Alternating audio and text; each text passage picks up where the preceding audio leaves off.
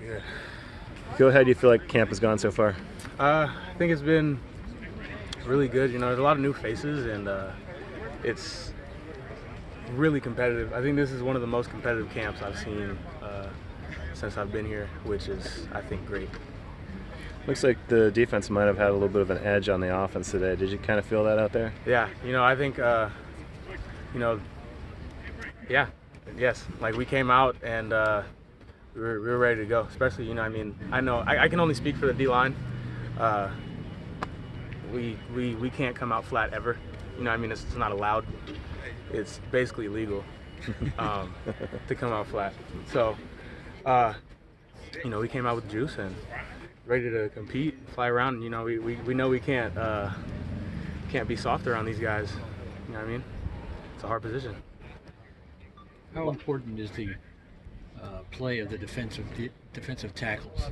How important is that for the rest of the defense? It is it's extremely important. You know, I mean, all positions on the field, all 11 are extremely important. The moment that one guy messes up, anything could go wrong. Interior is if you can't defend the run, then it's going to be a long night. So for us, it's our play is extremely important in setting the tone of the defense, especially when, you know, we got big guys running to the ball. That's something that we always emphasize, is big guys running to the ball. That you know, when an offensive coordinator sees a bunch of big bodies running and trying to take kill shots on, you know what I mean, guys coming back across the field or stuff like that, you know what I mean, chasing down perimeters, that intimidates them. So what would you say your role is? It is a matter of disruption, occupying blockers? What is it? It's many things. I would say, bottom line, violence, disruption, those are like the keys. A little bit of chaos thrown in? A little bit of chaos, yeah. You know, holding blockers, yes, it's a part of D-line play. You know what I mean? Taking on scoops, combinations, stuff like that. But we also want to make plays. So, right? So, like, that's why violence is such a key thing. You know what I mean? You knock a guard back, you get a bump from a tackle, you throw him in the gap, and then you're right where you need to be able to make a play. You know, this is the best place in the world, honestly. You're going up against a lot of new offensive linemen, a lot of portal guys, and also Nick Morrow's a new starter at tackle too. What are your thoughts on those guys? I think that there's some hard-nosed guys. You know what I mean? Especially I'll give props where props is due. Will is doing his thing right now. He's a hard player. A lot of those guys. I'm very happy to see that our O-line is becoming a little chippy. You know what I mean? That's what you need.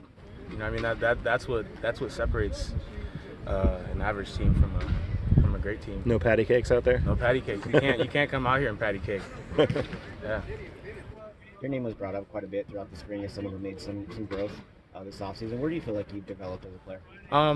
You know, I think that reflecting on last year, I was rehabbing from double knee surgery, and I mean, I get tired of talking about it because it was such a rough time, you know what I mean, in my life. It took a toll on my mental health, but it also taught me a lot about perseverance. So I kind of had no choice but to go through it. I was in pain every day, but you got to come out here every day and give it 100%. You can't, you know, you can't throttle back just because you're in pain. I think that over the course of last season, you know, I was starting to trust my body more, little by little, week by week. You know, I was always talking with my coach just because, you know, just like I said, it was a hard time, and I had, honestly, I was extremely depressed, and like I wasn't used to not producing like how I was producing before I was, you know what I mean, tore up. And so, you know, I just continued to just develop, and then going into the spring, I was like, you know what, like, get rid of the braces, like just play free. You know what I mean? Go out there and like do what you know that you can do. And you know, I think that through the spring, I gained a lot more confidence in myself. I started, just in general, I started to feel like myself again. You know, that was the biggest thing. Last year I really didn't feel like myself at all. Started to feel like myself again. And I think that how I ended the spring was how I wanted to start fall camp. Because like that last week of spring practice was probably like my best week of spring practice. So for me, it was about taking that, thinking about it all summer workouts, you know, busting my ass during workouts, hitting all the goals that I had personally set for myself, and then just starting right back on it as soon as we got back on the field for the first day of fall camp, really. And I think now, you know, the D-line is extremely competitive. Right now, all I'm worried about, man, is just finding the best role that I can for the team, and just continuing to just like get better every day. Whatever it is, you know what I mean, for the team to win, whatever it is for the D-line to be at their best, whether that's, you know what I mean, a pass rush package, you know what I mean, first and second down, I will do whatever, you know what I mean, I don't care.